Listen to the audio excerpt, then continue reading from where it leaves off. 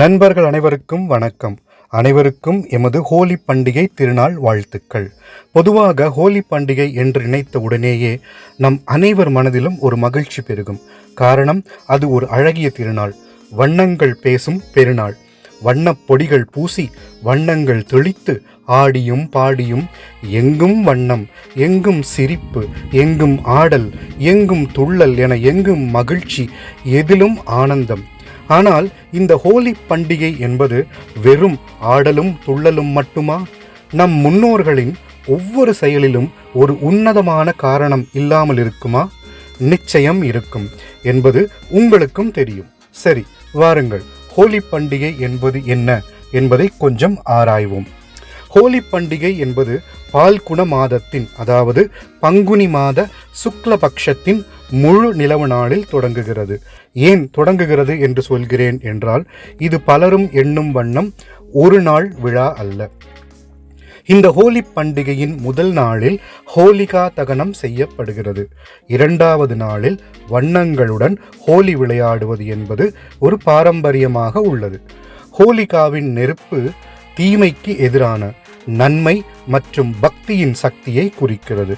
ஆம், இந்த ஹோலிகா வதம் என்பது நம் அனைவருக்கும் மிகவும் பரிச்சயமான பக்த பிரகலாதன் வரலாறுடன் தொடர்புடையது. அசுர மன்னன் ஹிரண்யகசிபுக்கு தனது மகன் பிரகலாதனின் விஷ்ணு பக்தி பிடிக்கவில்லை.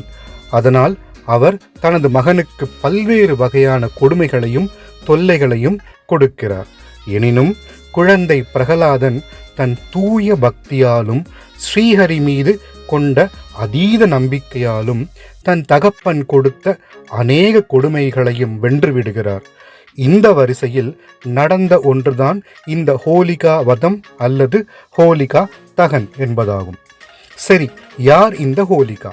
இவள் ஹிரண்யாக்ஷன் மற்றும் ஹிரண்யகசுபுவின் சகோதரி. ஹோலிகா மாயப் போர்வை ஒன்றை வரமாக பெற்றிருந்தாள்.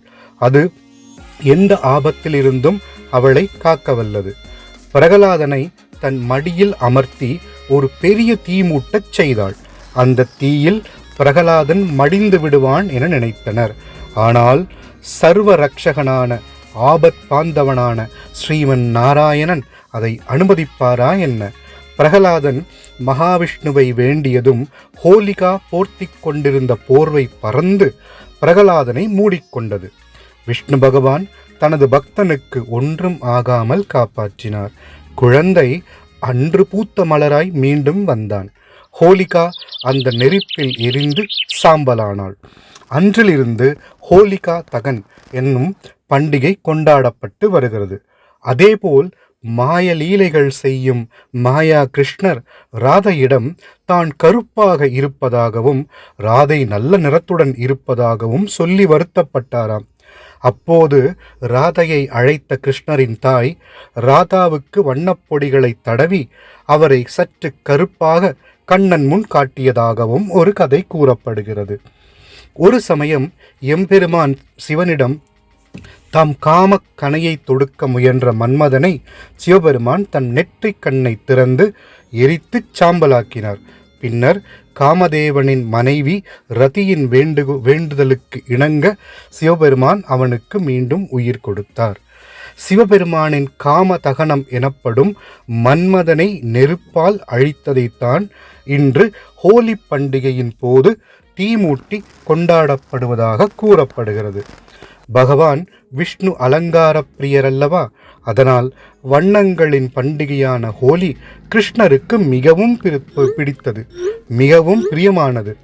ஒருவர் ஹோலிகா தகன பூஜையை செய்வாராயின் அதன் பிறகு நரசிம்மரை முழு மனதுடன் வழிபட்டால் அழகிய சிங்கர் அருள் நிச்சயம் கிட்டும்.